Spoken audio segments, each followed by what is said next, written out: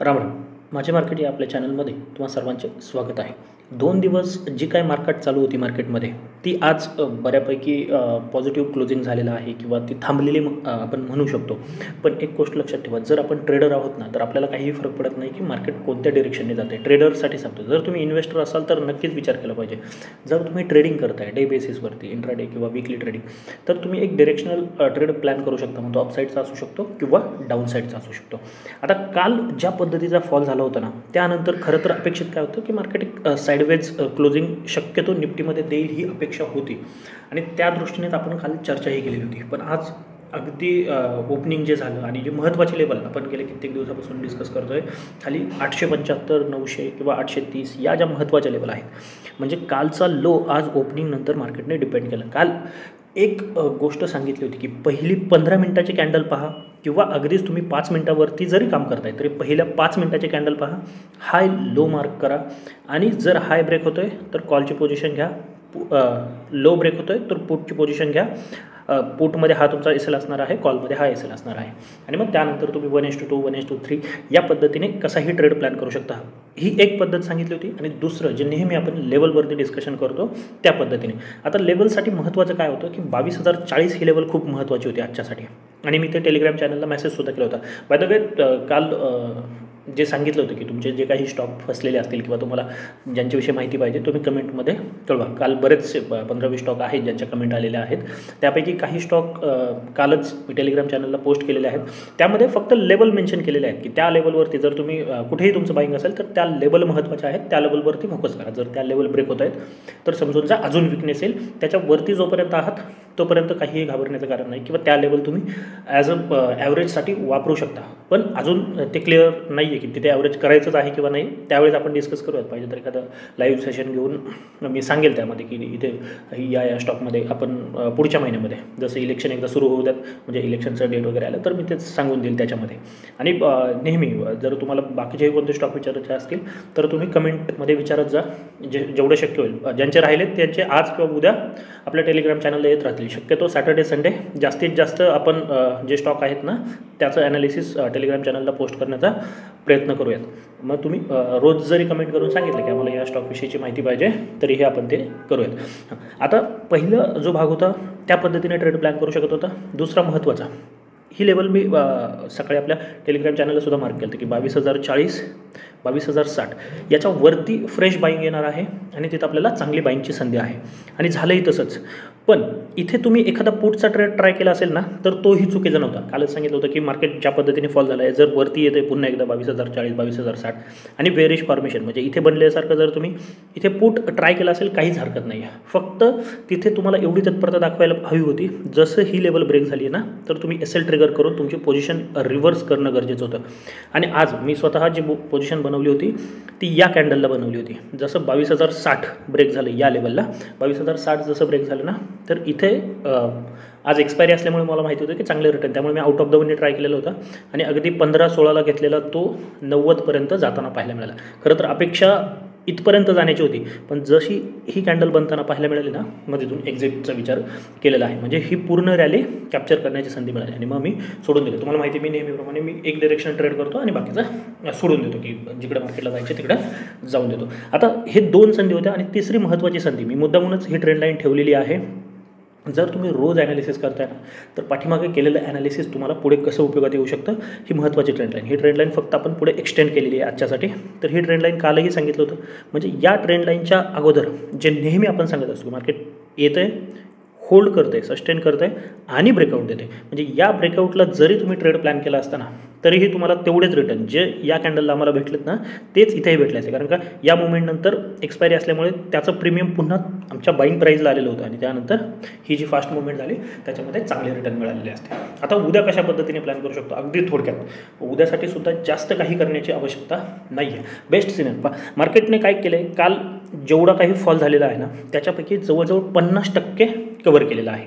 म्हणजे 50% ही जी गोष्ट आहे ना ती खूप महत्त्वाची असते. म्हणजे आता डिसाइडिंग लेवलवरती मार्केट उभं आहे, म्हणजे इथून मार्केट या पद्धतीने कंटिन्यूसुद्धा करू शकतं किंवा 50% पूर्ण करून एकदा पुन्हा हा जो फॉल झाला आहे ना तो कंटिन्यू करू शकतो. मग आता हे समजणार कसं आपल्याला की वरती जाणार आहे किंवा खाली कंटिन्यू करणार आहे, तर त्यासाठीची लेवल पुन्हा एकदा हीच 22,040 22,000 ही लेवल खूप महत्त्वाची. म्हणजे हा 30-40 पॉईंटचा झोन जो आहे ना तो खूप महत्त्वाचा आहे. म्हणजे मार्केट फ्लॅट असू द्यात किंवा गॅप डाऊन असू द्यात, जर पुन्हा एकदा 22,000 ब्रेक करते ना, 22,040 मी मुद्दामूनच म्हणत नाही आहे, उद्या विकली एक्सपायरी नवीन सुरू होते, नवीन डेटा बनेल, म्हणून सेफर साईड आपण 22,000 घेऊन चालू आहे. जर 22,000 ब्रेक होते कोणत्याही कंडिशनमध्ये तर डेफिनेटली मार्केटमध्ये विकनेस येऊ शकतो आणि मग मार्केट जी लेवल शिल्लक राहिलेली आहे 21,830 असेल किंवा 750 यासाठी जाऊ शकतो. उद्याचे टार्गेट येतील का, शक्यता कमी आहे, परंतु मग या दिशेचा प्रवास सुरू होईल.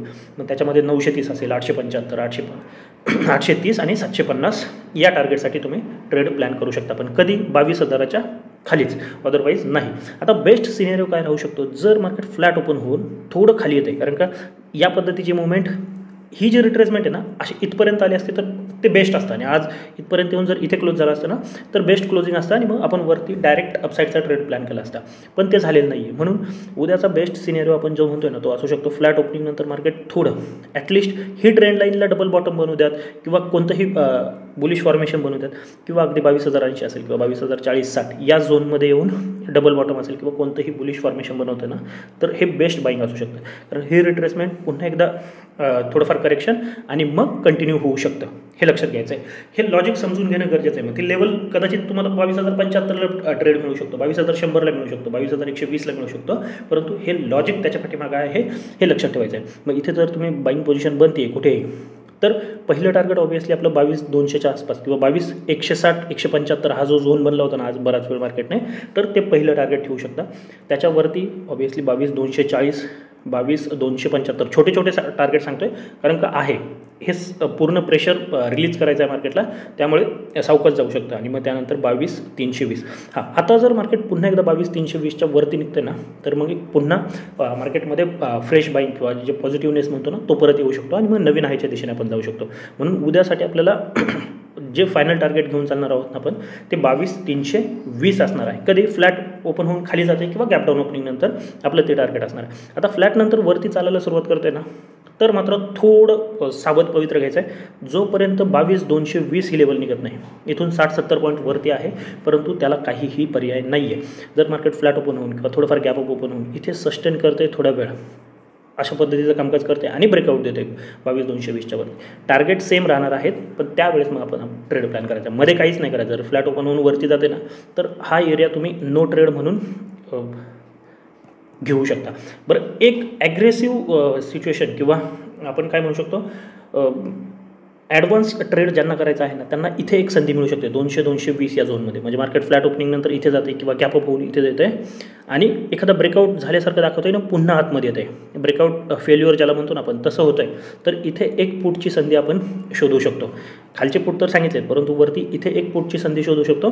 त्याच्यामध्ये स्ट्रिक्ट SL असला पाहिजे, जो काय असतो आपला नेहमी 20 ते 25 पॉईंटचा, आणि टार्गेट मग तुम्ही पॉईंट वाईज ठेवण्यापेक्षा 1:2 आणि 1:3 या पद्धतीचं टार्गेट इथे प्लॅन करू शकता. मग तिथून मार्केट 150पर्यंत येऊ शकतं, 120पर्यंत येऊ शकतं किंवा 22,080 22,060 या लेवलपर्यंत येऊ शकतं. फक्त हा जो एक्सपिरियन्स लोक आहेत ना त्यांच्यासाठीचा ट्रेड आहे. कारण का जर ब्रेकआउट फेल न होता पुन्हा टेस्ट करून वरती जातो ना तर ते इमिजिएट एक्झिट जमलं पाहिजे, त्यांनीच फक्त हा ट्रेड करा. बिगिनरने हा ट्रेड अवॉइड केला तरीही चालणार आहे. आता सेन्सेक्सच्या फक्त लेवल सांगून देतो, उद्या एक्सपायरी आहे सेन्सेक्सची, तर सेन्सेक्समध्ये 2 लेवल मार्क करून ठेवा. वरती आहे 250-300 हा जो झोन आहे, म्हणजे 73 250 300 हा जो झोन आहे ना हा खूप महत्त्वाचा आहे. मी अगदी एक्सपायरीच्या दृष्टीने लेवल सांगतो. आणि खाली आहे 72 900. छोटी रेंज आहे सेन्सेक्ससाठी, खूप मोठी नाही आहे 300-400 पॉईंट, पण या रेंजलाच प्ले करायचं आहे. जर मार्केट फ्लॅट ओपन असू देत किंवा गॅप डाऊन असू देत, जर ही लेवल ब्रेक करते 72 900 तर डेफिनेटली अजून 400 पॉईंटचा फॉल तुम्हाला पाहायला मिळू शकतो आणि एक्सपायरीमध्ये तिथे चांगले रिटर्न मिळतील.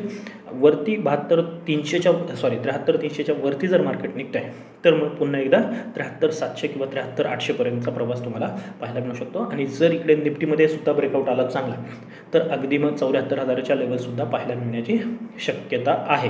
फक्त याच लेवल आहेत, जास्त काही एक्स्ट्रा करण्याचा प्रयत्न करू नका. याच्यावरती कॉलची पोझिशन आणि तेही 0-0 म्हणजे जे काही एक्सपायरी ट्रेड असतात ना त्या पद्धती याच्या खाली पुढची पोझिशन. जास्त याच्यामध्ये काही सांगण्यासारखं नाही आहे. सेन्सेक्समध्ये जे निफ्टीचा चार्ट आहे त्याच्याच आधारे तुम्ही तिथे प्लॅन करू शकता उद्यासाठी तरी कमी. आता बँक निफ्टी, पण निफ्टीमध्ये काय झालं आहे, ओपनिंग नंतर डे कॅन्डल सांगतो, ओपनिंग नंतर थोडं खाली आले, परंतु नंतर वरती आणि एक चांगल्या पद्धतीची ग्रीन कॅन्डल बनताना पाहायला मिळाली. पण बँक निफ्टीमध्ये तसं झालं नाही. ओपनिंग नंतर खाली आलेलं आहे मार्केट, पुन्हा वरती गेलं आहे आणि पुन्हा इथेच येऊन म्हणजे एक प्रकारची डोजी कॅन्डल बनताना पाहायला मिळाली. म्हणजे बँक निफ्टीचा अजून क्लिअर डिरेक्शन नाही आहे. म्हणजे जो फॉल झाला आहे ना तो रिकवर होताना पाहायला मिळालेला नाही आहे. म्हणून बँक निफ्टीसाठी पुन्हा एकदा तीच महत्त्वाची लेवल आहे, ती आहे 46,750. आज जरी याच्या आपण खाली गेलो असलो ना तरी ती एकच कॅन्डल होती. म्हणजे 46,550 ही जी लेवल होती ना ती टेस्ट करायला गेलेली फक्त एक कॅन्डल होती. म्हणजे उद्या जर फ्लॅट ओपन होते किंवा थोडंफार गॅप डाऊन होऊन पुन्हा एकदा 700च्या खाली मार्केट ट्रेड करायला सुरुवात करते ना तर विकनेस वाढवू शकतो बँक निफ्टीमध्ये. आणि मग 46,550 हा जो झोन आहे तो 46,300, 350 आणि अगदी 46,000च्या लेवलसुद्धा पाहायला मिळू शकतात. पण याच्या खाली गेलो तर अपसाईड पुन्हा एकदा तिथेच आहे.